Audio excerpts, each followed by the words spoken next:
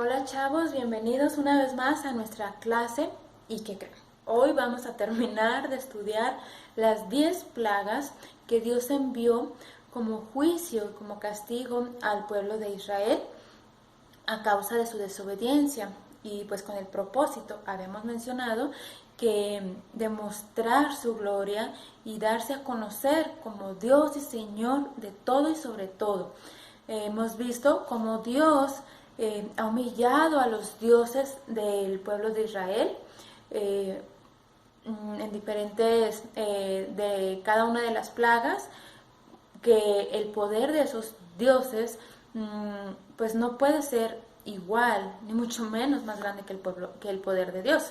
Entonces, chavos, hoy vamos a ver la última de esas plagas, el último de los castigos que Dios envía a este pueblo. ¿Y qué les parece si me acompañan a orar? ¿Mm? Padre bendito, Dios eterno, glorioso, Señor y fiel, te damos gracias porque nos has cuidado en este tiempo. Gracias por una vez más tener la oportunidad de poder compartir tu palabra y poder estudiar de tu palabra, Señor. Te pido que me ayudes para ser clara y poder expresar el mensaje que tú quieres que exprese para con los niños. Y te pido que tu Espíritu Santo ayude a ellos para que puedan comprender tu palabra y que puedan ser de un gran impacto para sus vidas, Señor. Te ruego esto en el nombre de tu Hijo Jesucristo. Amén. Gracias. Bueno, chavos, nos quedamos la semana pasada en que Faraón le había dicho a Moisés y a Aarón que se podían ir, pero sin el ganado, que tenían que dejar el ganado, y pues ellos no aceptaron porque esa no era la voluntad de Dios. Entonces Faraón seguía con su corazón endurecido y no los dejó partir, ¿ok? A causa de eso, de la desobediencia, pues Dios enviaría la última plaga terrible, tan terrible que ahora sí Faraón les diría: salgan ya del pueblo o de la tierra de Egipto, váyanse.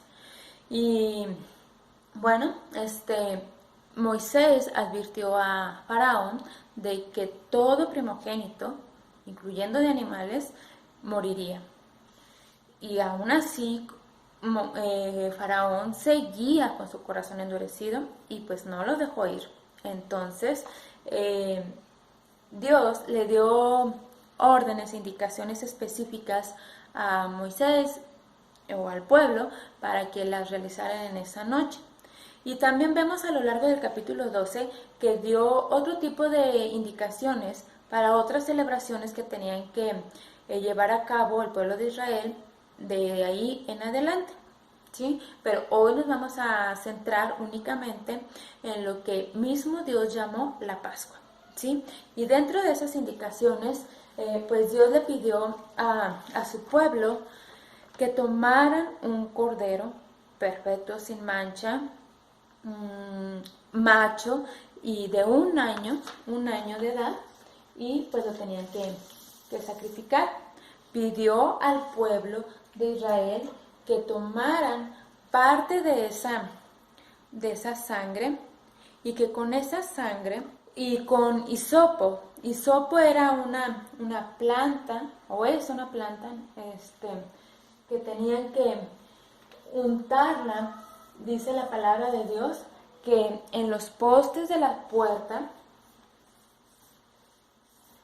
y en el dintel. El dintel es la parte de aquí de arriba, y esa sería una marca en la que Dios vería que pues, la obediencia del pueblo, y donde mirara esa marca no iba a morir el primogénito en esa casa. ¿Sí? Otra de las indicaciones fue que Dios le dijo que cocinaran ese cordero con puro fuego, no que lo hirvieran, sino que lo cocinaran con fuego, que lo comieran todo, y si sobraba algo tenían que quemarlo. Otra de las indicaciones fue que comieran ese cordero acompañado de pan sin levadura. Recuerden que la levadura simboliza el pecado. y también tenían que comerlo con hierbas amargas. Esto de las hierbas amargas pues representaba el dolor y el sufrimiento del pueblo de Israel mientras vivió bajo el yugo o la esclavitud del pueblo de Egipto. ¿Y qué pasó después de esa noche en la que ellos tendrían que cenar esto? Dice la palabra de Dios en el capítulo 12, el versículo 29, vamos a leerlo, y dice: y sucedió que a la medianoche el Señor hirió a todo primogénito de la tierra de Egipto, desde el primogénito de Faraón, que se sentaba sobre su trono, hasta el primogénito del cautivo que estaba en la cárcel, y todo primogénito del ganado. Entonces vemos una vez más a Dios cumpliendo su advertencia, a Dios llevando a cabo su castigo, su juicio ante la desobediencia, ¿verdad? Y el pueblo enemigo. Y bueno, además, Dios le ordenó al pueblo que recordaran la Pascua, que lo recordaran por siempre. ¿Y saben por qué? Esto es muy importante porque Dios quiere que recordemos básicamente o principalmente dos cosas muy importantes, y niños tengan siempre presente estas dos cosas.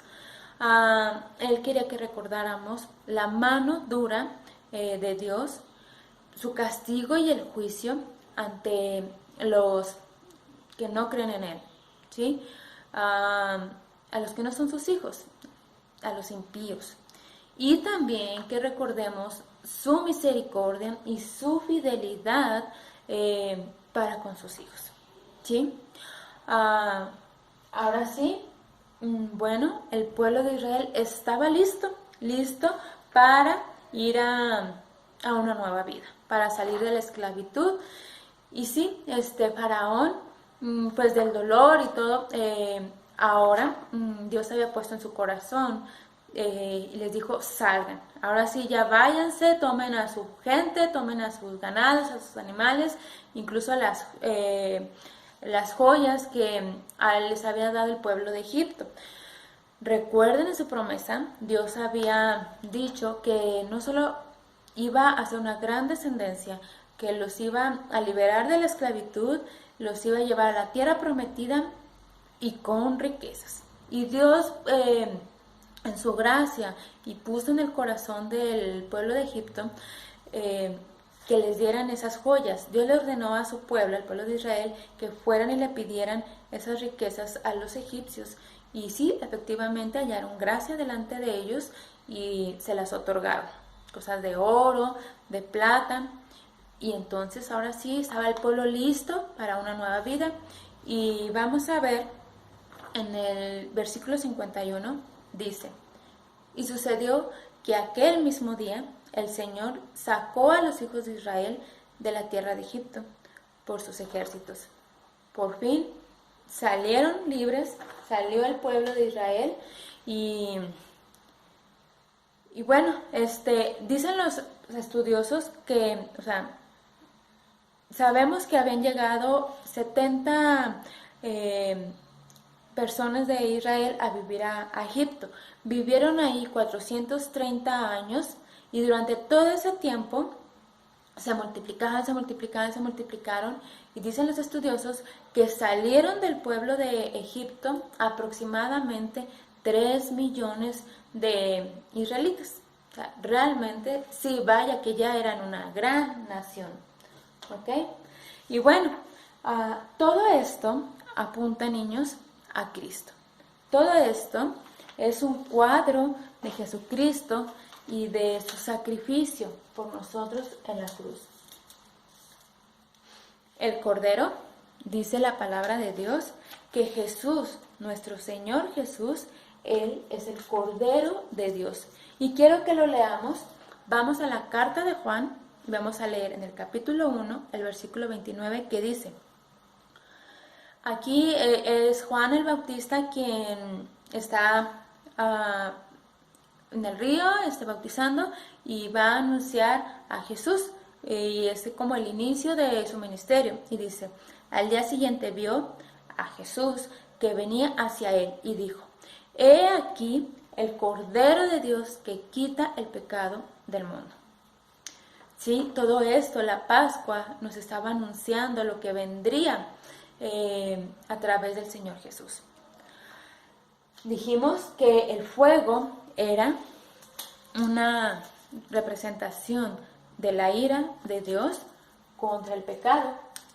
Y sabemos que el Señor Jesús fue el Cordero sacrificado en la cruz y Dios descargó sobre él, sobre Jesús, su ira a causa de nuestro pecado. Nosotros éramos quienes deberíamos de estar en ese lugar. La levadura representaba el pecado. Y Jesús fue a la cruz como cordero para ser sacrificado, a recibir la ira de Dios por nuestros pecados. Jesús, Dios mismo, pues es santo y jamás pecó, ¿no?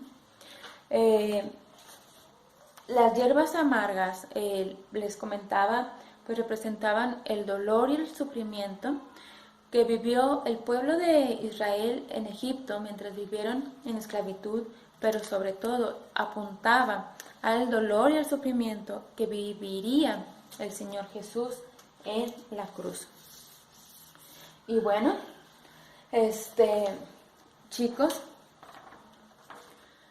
yo te animo, yo te pregunto, si tú aún no eres hijo de Dios, bueno, entonces examina tu corazón. Y tengo que decirte que si tú no eres hijo de Dios aún, debes de tener temor a Dios, porque el juicio y su ira están sobre ti.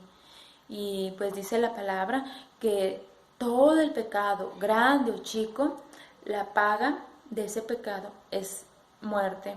Y muerte significa o nos lleva a saber que es una eternidad apartado a Dios, una eternidad en tinieblas, en la condenación, en el infierno, de llanto, dolor y sufrimiento. Y quiero que leamos ahora en la segunda carta de los Tesalonicenses, en el capítulo 1 y el versículo 8, dice: dando retribución a los que no conocen a Dios, a los que no obedecen el Evangelio de nuestro Señor Jesús, estos sufrirán el castigo de eterna destrucción, excluidos de la presencia del Señor y de la gloria de su poder. Si tú aún no eres hijo de Dios, tú vives apartado de Él y no estás bajo su bendición, estás bajo su ira. Pero te tengo una buena noticia. Hoy Dios puede tener y derramar su gran misericordia para contigo. Si tú te arrepientes verdaderamente de tus pecados, pídele perdón a Dios y pídele que te dé de su misericordia, que te libere, así como liberó al pueblo de Israel de la esclavitud de Egipto, que te libere del pecado y que te libere de recibir la ira de Dios. Pídele que te dé esa libertad y te lleve a un lugar mejor, a un lugar que Él ha prometido, donde estaremos todos sus hijos. Así como cumplió su promesa con el Señor Jesús, Él cumplirá su promesa contigo. Pídele que te salve, que te dé la libertad y que el día que tú mueras puedas estar y pasar una eternidad, pero en el cielo con Él, ¿sí? Alabándole y glorificando su nombre por una eternidad. Chavos, recuerden esto: la vida eterna únicamente la tenemos a través de la sangre de Cristo, de la sangre de nuestro Señor Jesucristo, ¿sí? Bueno, vamos a orar. Bendito Padre, Señor, grande en misericordia, Señor, gracias. Gracias porque tú preparaste un cordero perfecto, sin mancha, Señor, para poder tomar nuestro lugar. Un cordero que fue sacrificado y que a través de su sangre preciosa has lavado y perdonado nuestros pecados, Señor. Gracias, Dios, por este sacrificio perfecto y hermoso, mi Dios. Y a través de ese sacrificio podemos tener la libertad de llamarte Padre y de recibir las bendiciones que tú nos has dado, Señor, y de ser libres del pecado, Dios. Gracias porque pasaremos una eternidad en el cielo junto a ti, Señor. Eso es lo que tú nos has prometido y tú eres un Dios fiel y nosotros lo creemos, Padre. Te ruego para que en esta hora, Señor, tú obres conforme a tu voluntad y tu sabiduría y tu misericordia, Señor, y derrames gracia en todo aquel que aún no es tu hijo, Señor. Oro para que le salves, mi Señor. Gracias por todo este tiempo, Padre. En el nombre de Cristo Jesús, nuestro Salvador. Amén. Gracias, chavos, y pues nos vemos la próxima semana con una nueva clase, un nuevo tema, a un éxodo, pero ahora vamos a hablar sobre la salida y qué pasa después, ¿sale? Dios les bendiga, les amo, les extraño, esperemos que pronto, en el tiempo de Dios, según su sabiduría, Él nos va a indicar ese tiempo. Pero confiamos en Él y pues esperamos con ánimo el día en que nos podamos volver a ver y podamos estar juntos para tener nuestra clase, poder platicar, poder jugar, poder abrazarnos y poder cantar y alabarle reunidos su pueblo. ¿Sale? Les amo. Bye.